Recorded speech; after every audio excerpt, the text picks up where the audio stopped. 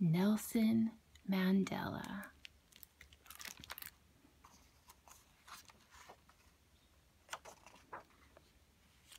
by Kadir Nelson. Roli Lahla played barefooted on the hills of Kunu. He fought boys with sticks and shot birds with slingshots. The smartest Mariba child of 13. He was the only one chosen for school. His new teacher would not say his Xhosa name. She called him Nelson instead. Nelson was 9 when his father joined the ancestors in the sky. To continue his schooling, Nelson was sent miles away to live with a powerful chief. Brace yourself, my boy. His mother held her tears and said goodbye. The chief held counsel to warriors, medicine men, farmers, and laborers. The elder ones told stories of old Africa. For centuries, Tembu, Pondo, Xhosa, and Zulu peoples lived in the mountains and valleys of South Africa. The land was bountiful, fertile, and rich. The people hunted, fished, and raised crops, living in relative peace. But they made war on European settlers who came in search for land and treasure. The settlers' weapons were stronger and breathed fire. Slowly the people were conquered. Their land was taken and spirits dimmed. South Africa belonged to Europe. The elders grew quiet, and Nelson felt sorry. Nelson grew into a young man and attended fine schools in the golden city of Johannesburg, where Africans were poor and powerless. Nelson became a lawyer and defended those who could not defend themselves. The government grew harsh and created a cruel policy. It split the people in 3, African, Indian, European. It was called apartheid. The people were set apart. European-only beaches, European-only parks, European-only theaters, and the people protested. Nelson organized rallies to fight apartheid. He must win back Africa, he told them. South Africa is for all South Africans. Amandla, he shouted. Nawethu, they responded. Power to the people. And the people loved him. Speaking out was against the law, and Nelson was arrested and jailed for a fortnight with 100 men.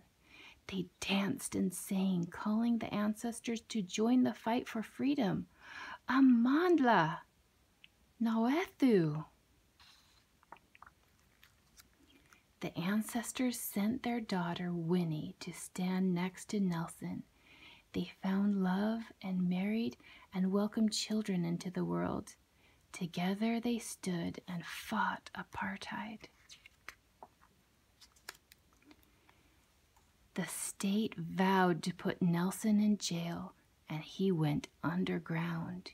He wore different disguises and lived in the shadows.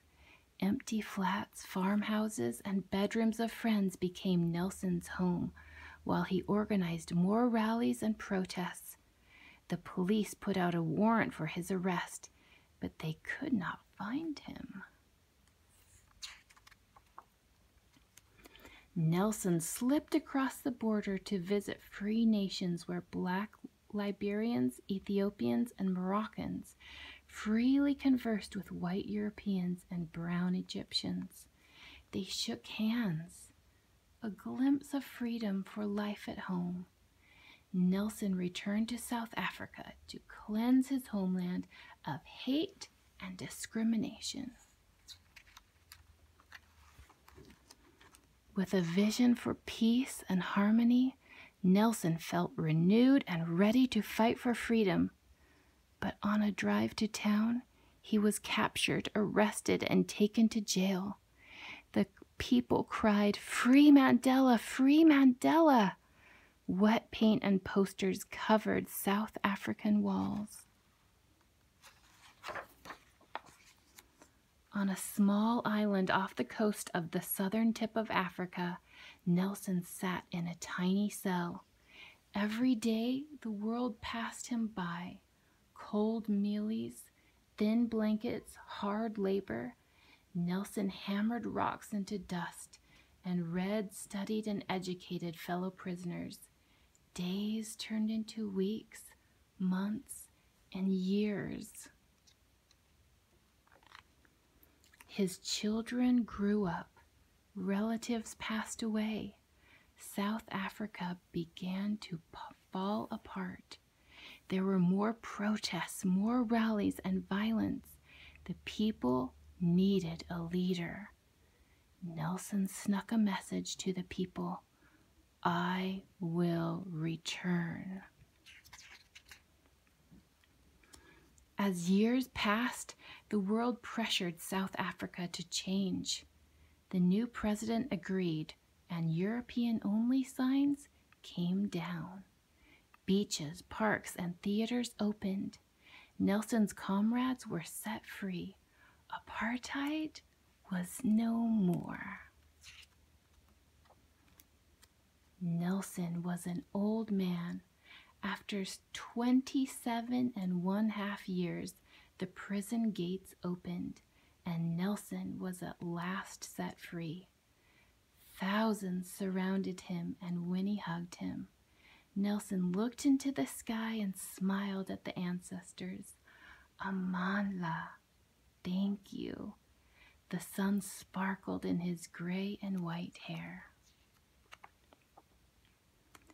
Nelson stood proudly with the wind at his back and spoke to a colorful sea of people. We must forget our terrible past and build a better future for South Africa. Let us continue to fight for justice and walk the last mile to freedom. Millions were given the vote and elected Nelson Mandela their new leader. South Africa was free at last and finally at peace. The ancestors, the people, the world celebrated. Amandla.